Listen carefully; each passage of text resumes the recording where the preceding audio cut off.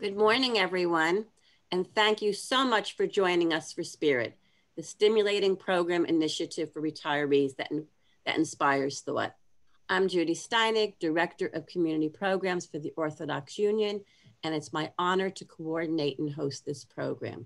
Spirit was started several years ago as an on-site program, and now we're happy to present it as an online program for baby boomers, retirees, not yet retirees, empty nesters, sandwich generation parents, and seniors, everybody who is looking for educational, intellectual, and spiritual growth.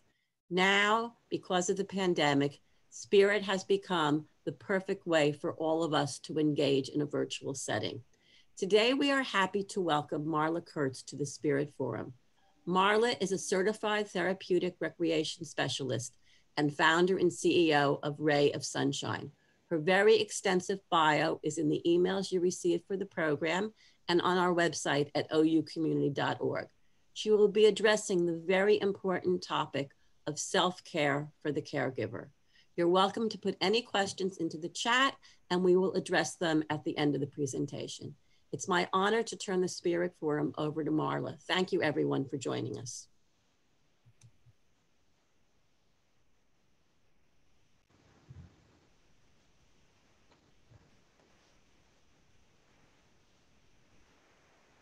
Okay, thank you, Rebitz and Judy, for inviting me to this wonderful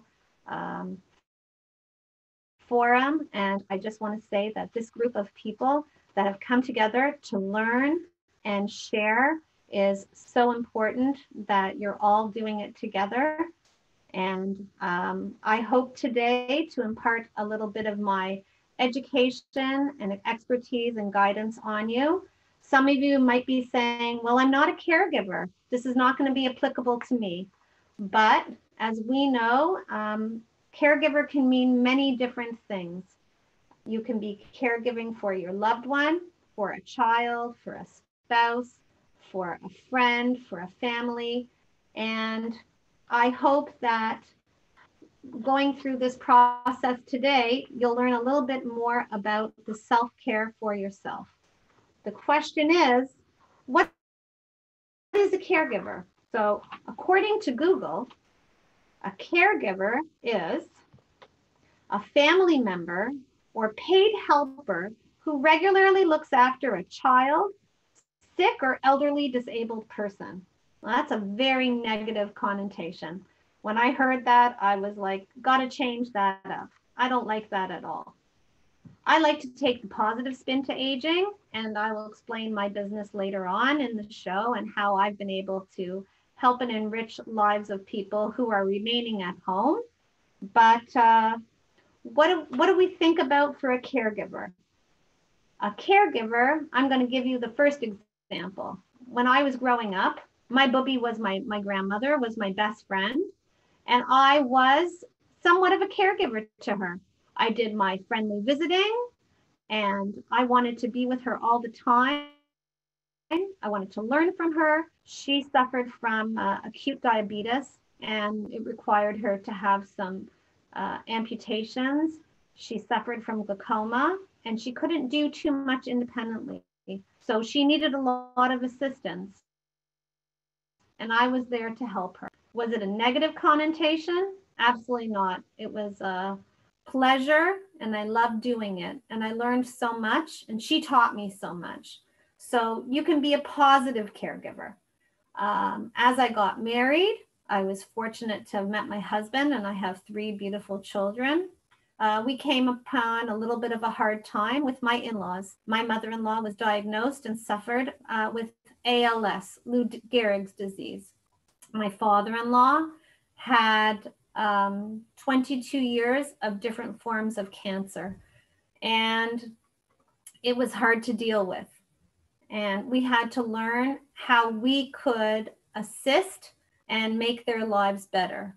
So my mother-in-law, her body, she couldn't move her mouth, she couldn't speak, but she was able to point and write. So we were able to get her to move in that kind of a respect. And that really was something that we did as the family caregivers to make her, keep her motivated and stimulated. And it was very helpful for her. My father-in-law, on the other hand, was sitting in an ICU unit, not being very productive. And we created, I was working at a nursing home at the time, and I went to the spiritual rabbi coordinator of spiritual care, and I asked him for about 10 to 20 Gemara questions and answers. And I went over to him in the hospital and I asked him these questions. And I said, is this the right answer? And he said, no. And I said, oh, could you look up the right answer? And that gave him the opportunity to do something. So that's one form of a caregiver. But caregivers, no matter what age or stage or population, they struggle to meet the needs of their family members. They have a lot on their plate. They have medical appointments, and they have to cope with the activities of daily living. And their rate, as you know, is not a competitive wage in the industry. But at the end of the challenge day, they hopefully look back and say they did it. And their tasks are a lot, and they're daunting and they're challenging, and no one can argue with that. But it's how you keep your spirits up, and how I've come to share with you my insights and expertise here today. So people are going to say to you, how do you do that? What do you do? So the question is, the first thing we do is we get rid of the guilt. How are we going to get rid of that guilt? We all have that Jewish guilt in us. I could be doing more. I should be doing more. I could be helping more. I could be spending more time. But we know in our psyches, that's not healthy. That's not good for us. Because if we don't look after ourselves, we can't look after our other person that we're helping. So we have to understand the concept that we have to take the time for ourselves. If we don't take that time for ourselves and allowing ourselves to heal and allowing ourselves to get a fresh perspective, whether it's 10 minutes a day, 15 minutes a day, 20 minutes a day, you'll just feel much better.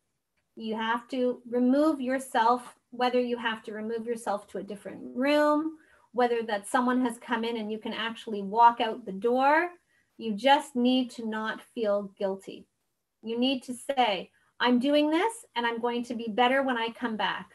I'm going to talk nicer. I'm going to have more patience. But if you can remove that guilt and keep going, you'll find you'll be with a brand new, fresh perspective. And it really does help. So the first thing that I want to talk about is self-care when there's no time. And many people who are sitting at home looking after a loved one, or just sitting at home now because of the situation of COVID, are saying, I don't know how to do things. I don't have that time. I don't know what to do. So the first thing we want to do is we want to talk about ourselves as a holistic being. We have all different components. The National Institute of Wellness says we are all a being. We have a physical component, we have an emotional component, we have a psychological component, a social component, a spiritual component, a social component, and a psychosocial component. So all those things together make us feel whole as oneself. So it's really important. So the first thing we're going to talk about, and maybe you'll even do it with me as I see some of you on the camera, is looking after the physical component of yourself. How do you do that? And how will you have time to do that? I'm going to show you some really easy things to do to bring exercise into your day. A lot of people say, I don't have the time, I don't have the skill, I don't have the space, I don't have the equipment, I don't have the clothing. But if you put these little things that I'm going to show you now into your day, you're going to relax your muscles, your tension's going to go down, your anxiety level's going to go down, And just putting a little bit of movement into your day will keep your muscles warm. So if you have to help your person dress or feed or even transfer your person, you're going to be stronger. So the first thing I'm going to show you, it's very simple. You're going to lift up your head all the way up to the ceiling, giving your neck a good neck stretch, and lowering your head and getting rid of all the tension in your neck. You're going to do this about 2-3 times, nice and slow. Don't do any rapid, quick movements. Lifting up your head, nice and slow, getting a good stretch in the neck, only as far as comfortable for you, and lowering your head and looking at the floor. You'll be able to feel all the muscles in your jaw area, your neck, all releasing. It's a really easy, good stretch. The next thing is ear to shoulder. It's very simple, only to the point of comfort. You're going to put your ear towards your shoulder. Excellent. Ear towards your shoulder.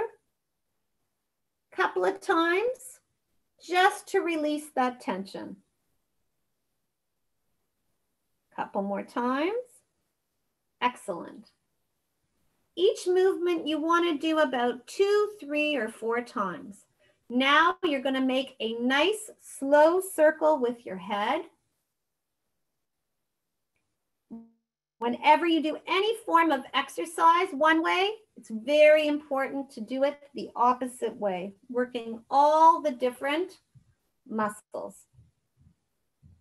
So those 3 movements took about 25 seconds.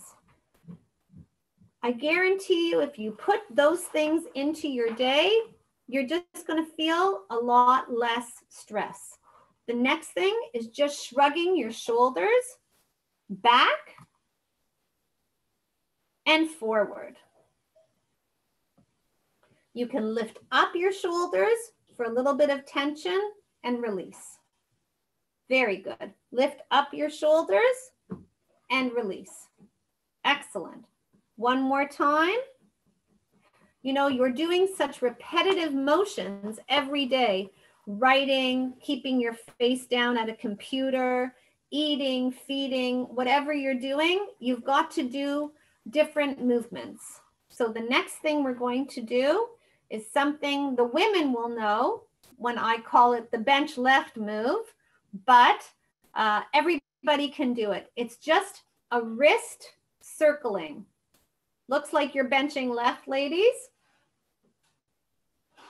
So I call it the bench left move. Your elbows are a little bit higher and you're just circling your wrists, getting that wrist movement, and then the opposite way. Everything requires one way and the opposite way. Perfect. Wrists go up and wrists go down. Up and down, 3-4 times. That just releases the tension and keeps us to have nice, strong wrists so we're able to dress, feed, and do all the things. The next one, I call them window wipers. You put your arms out with your hands like this and in and out. It's very simple. Kind of like a car with your window washers. Perfect. The next thing we want to do is something called deep breathing. So we want to sit up nicely in our chair. This is the point of the body that's called the xiphoid. So we want to lift up our xiphoid, straightening our back, and we want to deep breathe in through the nose, out through the mouth. In through the nose, out through the mouth. Expanding that lung capacity and getting fresh new breath in, whether you're inside or outside, it doesn't matter. It will relax your body. You know, your body's in a total focus all the time with stress and tension. This will just calm and relax your muscles. It's very important to do. One more time, deep breathe in and out. And if you think that you're not doing your breath properly, place your hand a little bit in front of your mouth. And when you breathe in, you should be able to feel wind. When you breathe out. Perfect. The next thing we got to do is, what did they say? Strong stomach, strong back. So you want to hold in your stomach for about 8 seconds, nice and tight, and then you want to release. Let it go. Little bit in, 8 seconds, and let it go. If you have strong muscles in your stomach, your back will stay strong. They say it's the best and most important key for fall prevention, to having a strong back and balance. So that's an important thing. The next thing is, you're sitting nicely in your chair. You're going to lift up your leg just in the pointed position it is, and try and get the back of your leg off the chair a little bit higher. And you're going to tighten up your thigh, your hip, your calf muscles, holding in the stomach at the same time, counting till about 3 or 4 seconds and building it up, and then release. You do it to the other side, and you will feel an entire leg stretch. And just like we did our wrist circles, you want to do some ankle circles. So if this is your ankle, you just want to circle your ankle one way, circle your ankle the other way. And then you want to point your toes all the way to the ceiling and back down straight. When you point your toes up, you're feeling the back of your leg and having a great stretch. And when your toes are pointed towards the floor, it's the front of your leg. So those are just a few quick things that you can do to get that movement in every day. Whether you're sitting at home alone, whether your person that you're looking after has been watching a television program, if your therapists come in or you're waiting for appointments, these are simple things that can be done on a daily basis. So that's the first component, incorporating a little bit of movement consistently in your day. If you do a few or even all of those movements, and I can send some, if people are interested, I can send that list to people, and I can send that to Rebitz and Judy, and she can pass that on to the group. They're very simple things. They don't take a lot of time, and you will find that your body will just feel not as achy. You know, we're sitting all day, we're in a flux of, we're not really moving, and it's important. The second thing I want to tell you to do, and I don't know if people do it, but it's really important. Your brain is so focused when you're a caregiver or when you're helping someone or your grandchildren or your children. You're very focused on one aspect and one thing. And everybody knows the National Institute of Health has told us that after the age of 20, it's recommended that you do some type of mental, cognitive stimulation exercise every day. So what I do every day is I have a word search book. And what I do are 3-4 lines of my word search every day. I buy a nice word search book and I just do that. There is Sudoku, there's crossword puzzles, there's jumbo puzzles. There's all kinds of programs on the computer these days. There's a program called Luminosity. There's ways where you can pick up and figure out spelling letters, jumbling the words around. Something that you're doing to release your brain and release that state of stress is really important to do every day. So going back to our holistic being, that's the intellectual component. The third thing I want to share with you that I do, and I think it's a very special thing, is our psychosocial component, and I call it my good deed book. I probably have kept this book for, not this one because I've finished many books, 8 years now. I try to write down 2 good deeds that I've done for someone outside of my family. Now with COVID, might be a little bit more complicated. You might have to be a little bit more inventive. So prior to COVID, I was going to hold that door for the person who wanted to get into that grocery store. I was going to make sure I smiled and said hello when somebody looked at me. I was going to let that person in line with that one item of groceries go ahead of me with a smile. And at the end of the week, sit down, look at the book, see all the good deeds that you've accomplished. You will feel so good inside. Now with COVID, you're going to have to be a little bit more creative. Perhaps when the duct cleaning company calls, you won't be as harsh on the individual and say, no, thank you. Or the mailman comes, FedEx delivery man comes. Everybody could use a smile. Everybody could say, how are you doing today? Have a nice day. Whatever you can do, write it down in the book. You'll really feel pretty good about yourself. The next thing you need to do, and you're going to say, oh yeah, I do that, is to stay hydrated. You have to drink. Drinking is so important. You're all sitting in your homes, whether it's your home, your apartment, your condominium. Our venting makes us drier. Our heat and air conditioning systems take away that moisture from our skin. Now we're coming into the winter. It's very important to drink.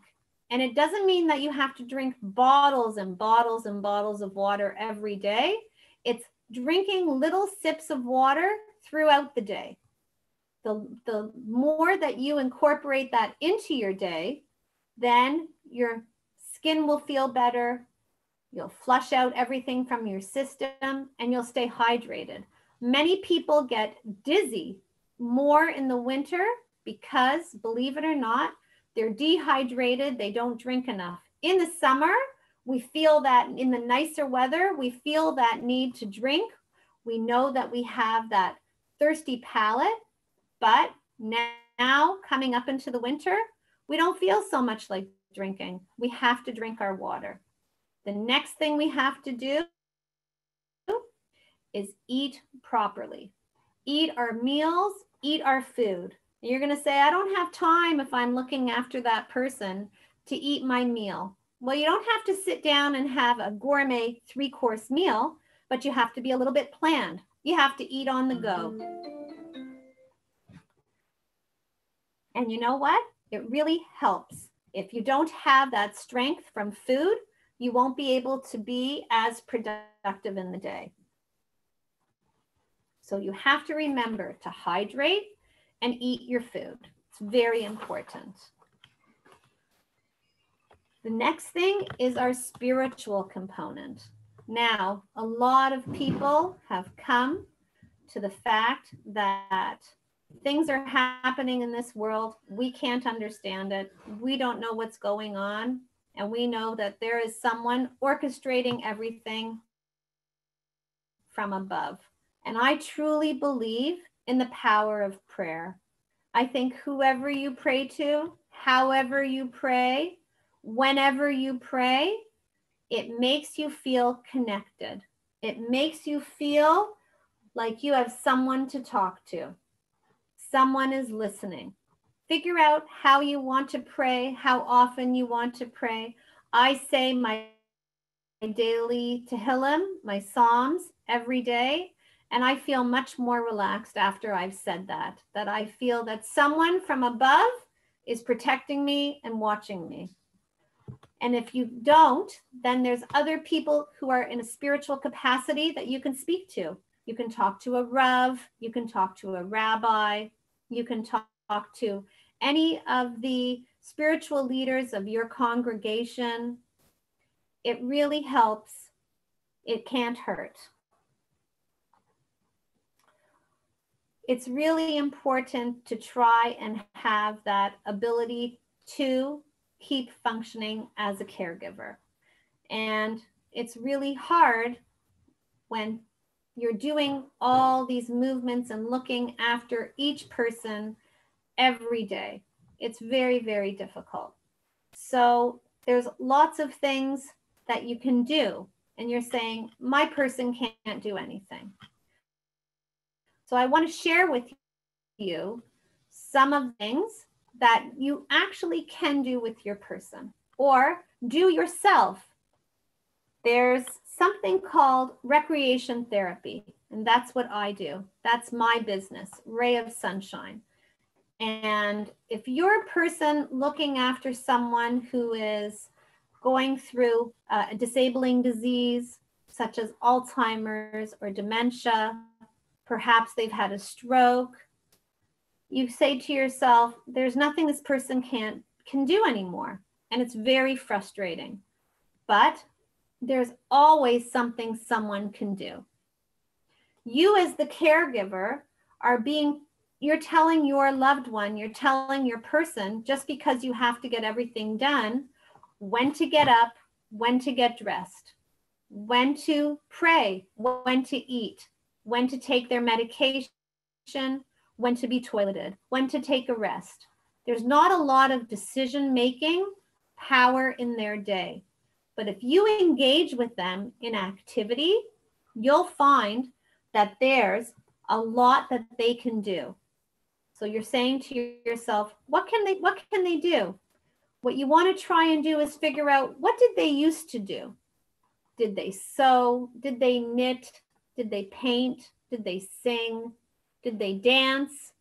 How can you break down those tasks and make them workable and manageable that they can handle doing it?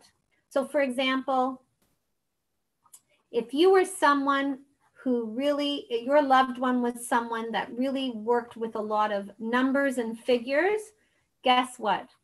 Even if they're going through a cognitive dispel and decline, they're able to add, subtract, multiply, and divide. It's something that they learned by rote. It's something that they learned in their younger age, and it's inside the brain. It just has to come out.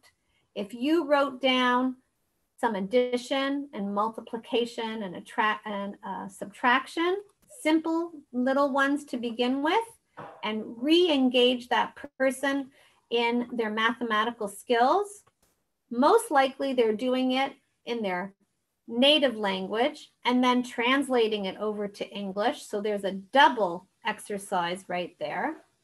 But it's something that's really valuable and something that they used to enjoy. I have a lot of women who were crocheters and knitters, and their hands can't do as much as they could anymore. But there's simple ways to bring it down and work on it and make sure that they can do it. There's different sizes of needles, sizes of thread that really make sure that it's actually a doable exercise. Even watching someone doing something that they used to do is a really important component. Someone who used to love to play baseball, put on a baseball game for them. Engage with them. Talk about the baseball game. It's really an incredible thing. They'll be able to tell you all the skills that they used to have.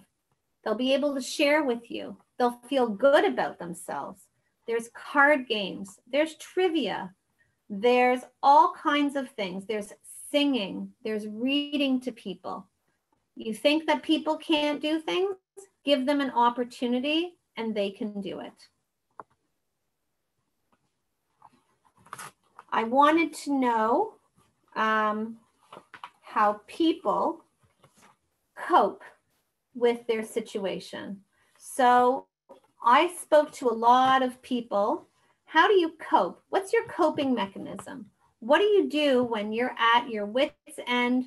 The person that you're looking after is not listening to you. They're not taking their medication. They're not getting dressed that day. They don't want to eat that day. So there's some things you can do. You can walk away and forget about the situation, bring the situation down to a calm level, and see if you can reintroduce the idea a few minutes later. Sometimes that works. Reframing a question, sometimes that works. Sometimes it doesn't. Sometimes you're not going to get that task done no matter how much you want to do it. The question is, what do you do to cope? You've had a full day. You've taken care of your person. What do you do? How do you relax yourself? What are your coping mechanisms? So I spoke to a lot of people and I've dealt with a lot of families over the years. And I thought I'd share with you some of the coping mechanisms that people have shared with me. Maybe they're good for you. You never know. One is to journal, to write down all your thoughts, fears, frustrations in a journal. Either you could type it on a computer if you're more comfortable with that. But they've said to me, many family members have said to me, when you write a journal and you write out your feelings and that pen goes to paper, you're just in a different planet. You're just in a different place. You forget about all your troubles. So some people do that. I think that's a very good thing to do. And I think since COVID, a lot of people have taken up journaling as a form of release. So I think that's a great way. Another person has told me that they make sure that their person is safe and secure. And what do? They go into the bathroom, they turn on the shower, and they give a few good screaming releases. And that just helps them get through the day. Not saying that's going to work for everybody, but maybe when you're at your point of no return and you really need that release, going in and doing that in a safe forum might be helpful. Some people like to put on music and start to sing. Some people like to put on music and hum to it. Some people like to just close their eyes and listen to it.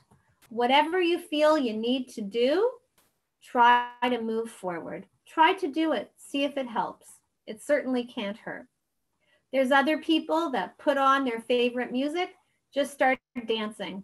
A lot of people have taken, as now of COVID, when people can't go out, a lot of people have done different dancing moves, different dancing activities, different dancing instruction videos.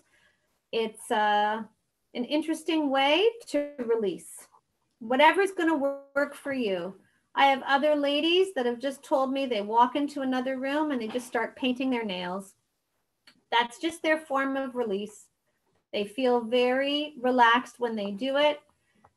And most of the time now, all our nail salons are closed and our hairdressing places are closed, and we can't really have the grooming abilities that we used to. So a lot of people have taken to do self-care and doing their own manicures and even their own pedicures, and not even going back because they don't want to be in the environment of other people.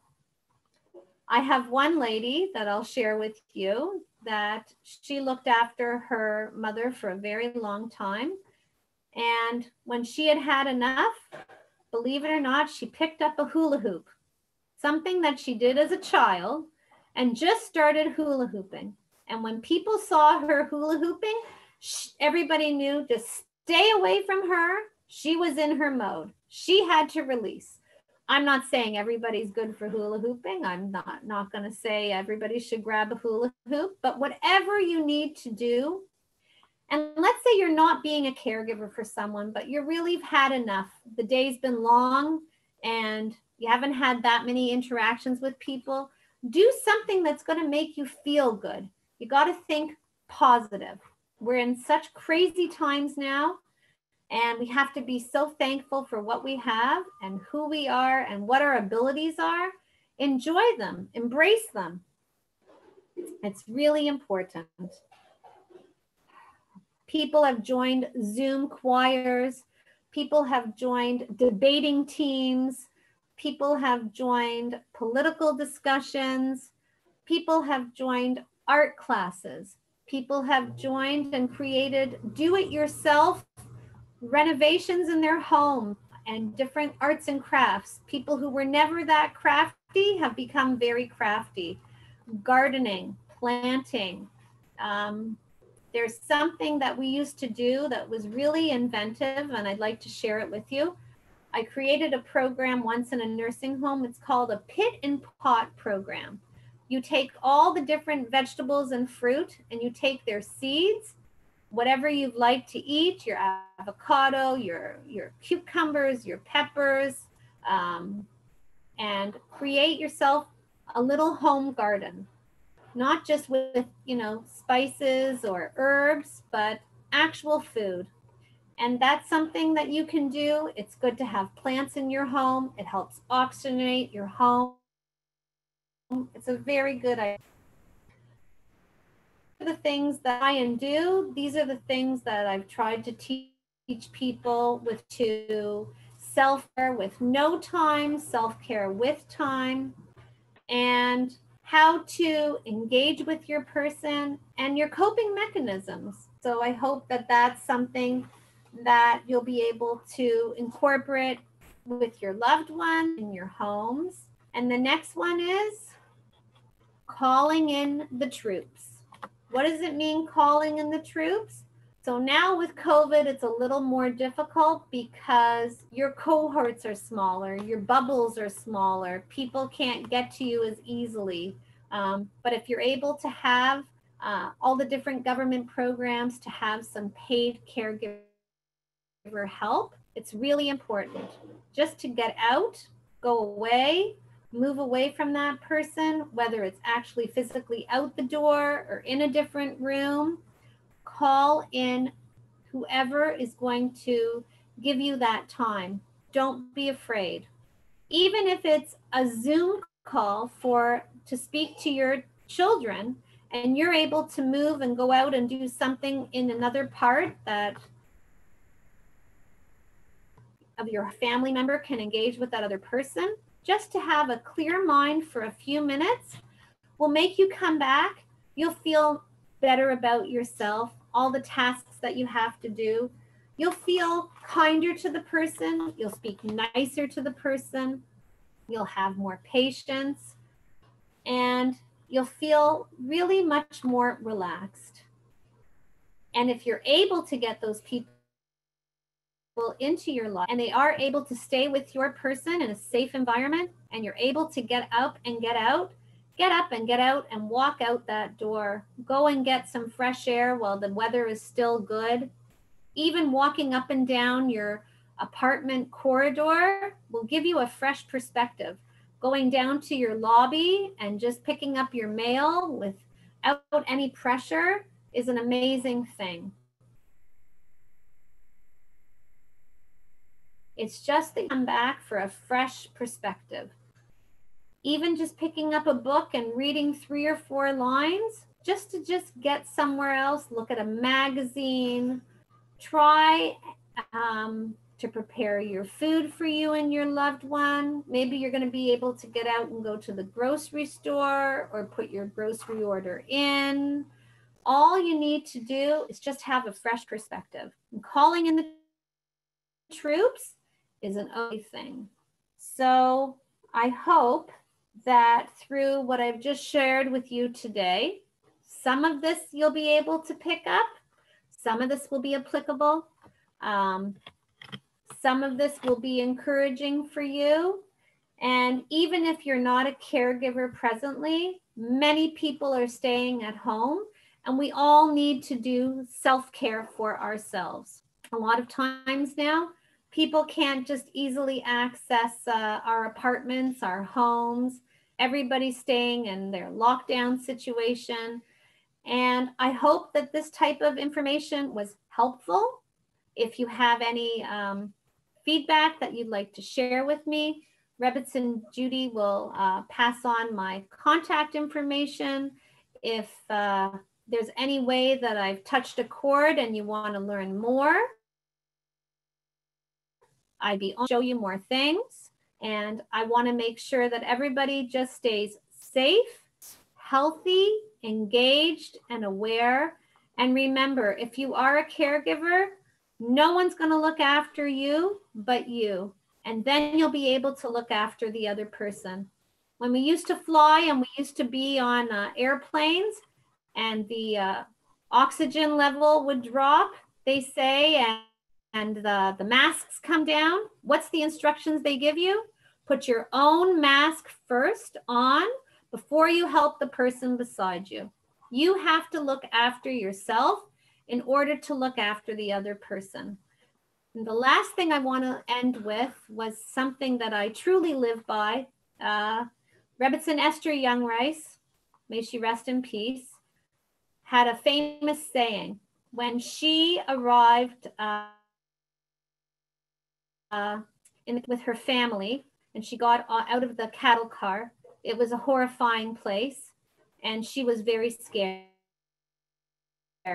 And said to her father, "Tati, I'm afraid, I don't want to be here." And he said, "Would you do me a favor? See all these people? They're just as afraid as you. If a young, beautiful girl would smile, you would make them feel better." And she said, "I don't have a smile. I can't smile." And he looked at her and he said, "When you have no reason to smile, put a smile on your face and God, Hashem, will give you the reason to smile." So I hope that you all leave here with a big smile on your face. And I want to thank you for giving me the opportunity to impart some of my information for you today. And thank you very much, and stay safe and be well. And I hope you're all well. Thank you so much, Marla. That was wonderful. I loved your parting words, but so much of what you gave us, whether somebody is handling or involved with caregiving, or whether it's just for oneself, you gave us a lot of strategies. So thank you so much. I don't see any questions in the chat, so we'll wait another second or two, but there was a request for the list of stress reducers. So if you could give that to me later, we could include that with the recording. So that would be great. Okay. If anyone has any questions, though, we will wait another moment. Any questions come straight to the host, but because I don't see any here as from me as the co-host. So we'll just wait a second, and I just have a couple of announcements for everyone. First of all, we are not having any spirit programming on Thursday for Thanksgiving, but next week, the programming, which you will get the links for shortly. On Tuesday, we have a pre-recorded program with Elaine Bodenheimer on gluten-free baking. So you will receive, once you register, you'll receive the link for that early Tuesday morning, and then you can watch it on demand at your convenience. And the recipes will be given to you when you get the link. So the whole package will be there together. And next Thursday, we will have a program on managing neck and back pain. So Marla gave us a few ideas about that as well, with Dr. John Bouza of New York Presbyterian Hospital of Queens. So that's what we have going on next week. And it doesn't look like there are any questions. So I'm going to tell everybody, have a wonderful day. Have a happy, healthy, and safe Thanksgiving and a good Shabbos. Again, Marla, thank you so much. And we look forward to seeing everybody again next week. Take care. Have a great day. Be well. Thank you. Be well.